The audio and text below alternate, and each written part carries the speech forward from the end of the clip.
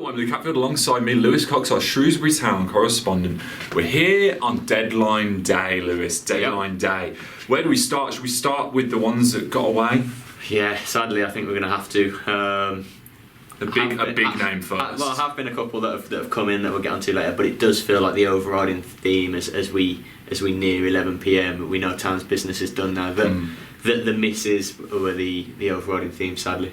Yeah, and the big one, I mean, I tell you what, this would have been a cracker if it had happened. Yeah. Greg Docherty. Yeah, Doc. Obviously, as we, it's been going on all month. Town of, both Sam Ricketts and Chief Executive Brian Caldwell have made it no secret of their sort of attempts to bring Doc back to the Meadow for another loan from Rangers. Obviously, earlier on in the month, it felt a bit sort of a long shot. It didn't feel like it was going to happen. We thought he was going to go to the Championship down here, maybe at Charlton.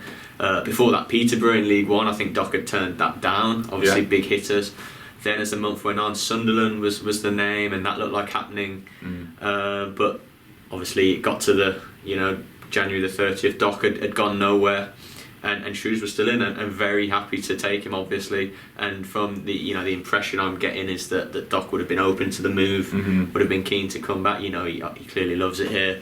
And it was set up, we obviously reported that today, and I know a lot of Town fans got it, rightly excited this morning by the prospect of it. I was excited by the prospect of it. I think everyone was.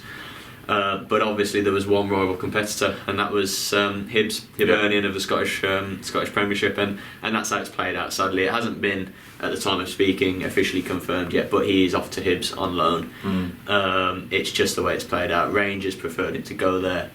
Obvious reasons, closer to home, can sort of see how he fares in that division, and it's a bit of a gutter, really. It's a bit of a shame. It is, and another one, of course, we saw him depart earlier on, Ryan Giles, and then there was talk of a return, and it's a bit of a killer there. He's ended up going somewhere else. Well, not just somewhere else, he's gone to one of Town League One rivals, Coventry. Ryan Giles, of course, recalled by Wolves earlier in the window as cover for injury. Ruben Vinagre, left-sided player, Wolves, a hamstring injury. They were really short. Nuno Espirito Santo had to call back Giles, which shows you how much they were struggling. Obviously, Giles was flying really with Town. He'd just been really good against Bristol City in the Cup, and obviously being recalled cost him playing against Liverpool and next week's replay at Anfield. Yeah.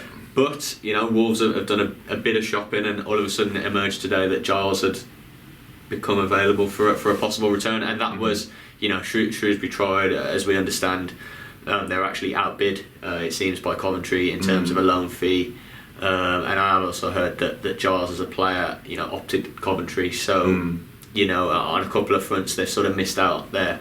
Coventry higher in the division at the moment than Shrewsbury, and perhaps Shrewsbury obviously replaced Giles with Sam Hart, so maybe Giles thought his game time maybe a bit more limited here. It's a shame because again Ryan Giles is a great player for this division and did really well for Shrews. It's not probably in the levels of disappointment as the Docherty one because of what Greg did last season, but Giles would have still been a welcome addition today. I know Town tried when it became apparent that they could possibly do something, but Coventry have swooped, and that he'll be a massive player for them for the second half of last season. Coventry, I think, had a busy deadline day, and they'll be pushing. They're really eyeing up a promotion place this season. So good luck to them. Good luck to Gilo. It was a pleasure to deal with. Obviously, a local boy, Telford lad.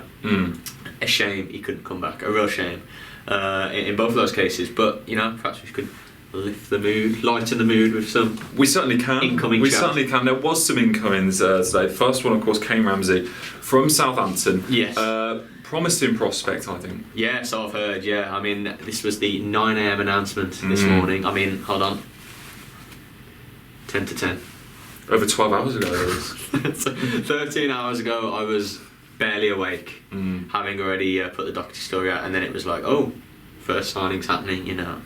Oh gosh, it's going to be a long day. Yeah. But a name out of the blue, a name I've familiar of in terms of he's an up and coming player, English lad in the top flight. Made his Premier League debut for Southampton actually more than a year ago now against Manchester City of all people as a young 18-year-old. So very highly rated, real pedigree in that Southampton got him from Chelsea, I think, as a 17-year-old. I'm told he's a right-sided sort of defender. Can do a job in a back three, I believe, which is of course what Town play, yeah. but also the right. I don't know for certain, but from what I can surmise, possibly the right wing back role, in that he's really athletic, strong and quick, happy to come out with the ball. So perhaps a bit more of or certainly a more pacier, athletic option than Donald Love. I knew they went into today, Shrewsbury, looking for more options, more competition for Love and Ryan Sears in that position. And it looks like Ramsey, as a 19-year-old lad, his first sort of senior loan, is the man to provide that competition. He could come into the side quite comfortably at Rochdale tomorrow. I'm not saying he's going to start at one bit, but if he did, he could be a big hit. He's a bit of an unknown. We don't really, beyond the odd appearance for the Saints, he's played a lot of sort of youth football there. We don't know how he's going to adapt. It's a big move for him, but it's cover and competition for Town in that department, which I don't think fans sort of thought would be a goer today, but they've just stocked up, and it was one position they were light in. So yeah, looking forward to seeing what he's about. You never know with these young loans, especially ones from the big sides like your Dean Hendersons and Ben Godfreys. In a couple of years, he could be a star for Southampton in the Prem. Hassan Hootel obviously rates him, so let's see. Let's see, indeed. And the other one, of course, came in today, Harry Burgoyne. We know all about him. Goalkeeper. We know plenty about him. He's played on patch for quite a while now. Hasn't had the best of luck out on loan, though, to be fair. No. And now it's not a loan deal. No, Ludlow lad, Harry Burgoyne, goalkeeper. Obviously, certainly in the 4 or 5 years I've been covering Town, seems to have been linked with the club relentlessly every transfer window. I always try and find out if it's happening, and always sort of get the no. I think last summer he was even pictured at the Meadow watching a game or something, and Ricketts spoke about him afterwards. But it's finally happened. He has ended. He's 23 now, Harry Burgoyne, which is still young for a keeper. He's ended his 11-year association with Wolves, where he's been since he was 12. He's sort of buoyed clubs, come through the ranks there, had a lot of loans, had some joy at Wolves, don't get me wrong. First team football, he knocked Liverpool out at Anfield in the FA Cup, so he might want to be spilling the secrets about that for next Tuesday. I don't believe he's eligible to feature at Anfield next week, but obviously Max O'Leary will anyway, so but yeah, his association with Wolves has finally come to an end. I think he was out of contract in the summer, and this is a big move for him. Now he's the third senior goalkeeper on the books at Town, behind O'Leary and Joe Murphy. So, I mean, I'd imagine he's third choice there, realistically, which I think, looking at the quotes from Sam Ricketts, that they're just going to have a look at him in training, in maybe some practice games, see what he's about, run the rule over him. But if they can sort of surmise that he's got what it takes to be a long-term League One keeper, and they can sort of swoop now what are the iron top while they've got him in the building, it could be a great option long-term. O'Leary will go back to Bristol City at the end of this season. Joe Murphy's getting on, let's be fair. I still back Joe Murphy to do a job, but he's not young, obviously. So if Burgoyne sort of ticks all the boxes, Love Island reference there. Yeah. I was just checking you were still awake. I'm always awake. I'm always thrilled to hear what you've got to say. He could tick all the boxes Burgoyne at Town, and that was good though, wasn't it? It was good. And he could be a long-term number one. I really think from the I saw him at Telford, which was a long time ago now, but sort of done well. Been unlucky with injuries out on loan, but done well wherever he's gone out on loan to play. So it'd be interesting to see if we see him this season in Town colours, but hopefully he impresses Ricketts enough in training. So how do these deals stack up with the rest of the business Shrewsbury have done, Lewis? We saw Conor McElhinney, Sam Hart, and Vella. Of course Josh Vella, all come in. So how does it kind of stack up? Will Shrewsbury be happy with this window, or will they be a little bit disappointed? Well, actually, though, it's 5 in, as we've just gone through the names there. It's 5 in throughout the month, and actually there is a bit of a tone of disappointment, sadly, around how the window's finished. I'm quite surprised that a centre forward hasn't come through the door. I've sort of reported all month really that they were looking at not a target man necessarily, but someone up front they could a presence. They could hit a ball to that they could play off, because they don't really have that within their forward options, and it's just a different option to chuck on if things aren't working. So as far as I understand, they were looking at a forward that could do that. Obviously, it hasn't happened. A lot of supporters online obviously disappointed about the Doherty thing, and a little bit less so the Giles situation, and with the likes of Okenabiri leaving and a couple of others right at the start of the window, just feel that Town are short in areas.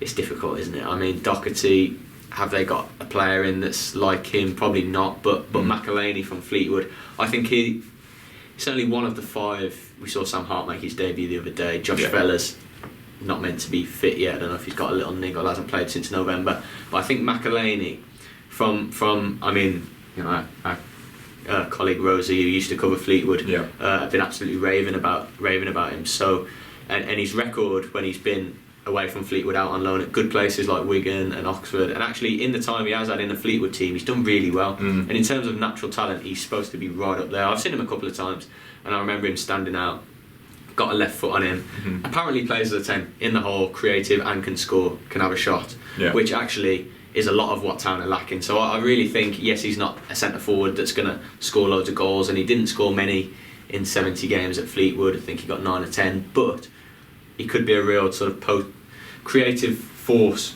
in behind 2 strikers, in behind a Cummings and a Lang, maybe. I'm looking forward to seeing him. I think he could be the one that comes into the team and impacts it. But you know, he's one of 5, obviously, and you can't get, for the moment, away from the sort of sense of, I expected one more, and I think all fans did. A bit of underwhelming feeling, which is a shame. It's a shame, and you just hope that the ones that come in can play a part. Obviously, Hart on the left side. Wait to see what Josh Fowler can bring when he's fit. He's got great pedigree. A couple of 100 games at Bolton. You know, clearly got something about him. Needs to settle. Looking forward to seeing McElhaney, as I say, and you know, young Ramsey from Southampton. Who knows? And Burgoyne, obviously, we're not likely to see him. But I do think they're probably left a couple short. Really, certainly one short of what they wanted. It's a shame the ones we talked about at the start of this video didn't get over the line, because there would have been a massive injection of uplift, positivity. Obviously a big game at Rochdale tomorrow, a place where Town seldom do well. The record there's horrendous in the last couple of decades. Before the big one at Anfield, need that to go, you know, I'm not saying they're favourites against Liverpool's kids at Anfield, but you feel like you need that to go well to continue the goodwill of the cup and a bit more joy around the place. And need to get back on track in the league. You know, it's 6 without a win. Could do without, you know, a win at Rochdale tomorrow would be brilliant. But to put to an end that little run, certainly want to avoid defeat there. I think a draw would be decent.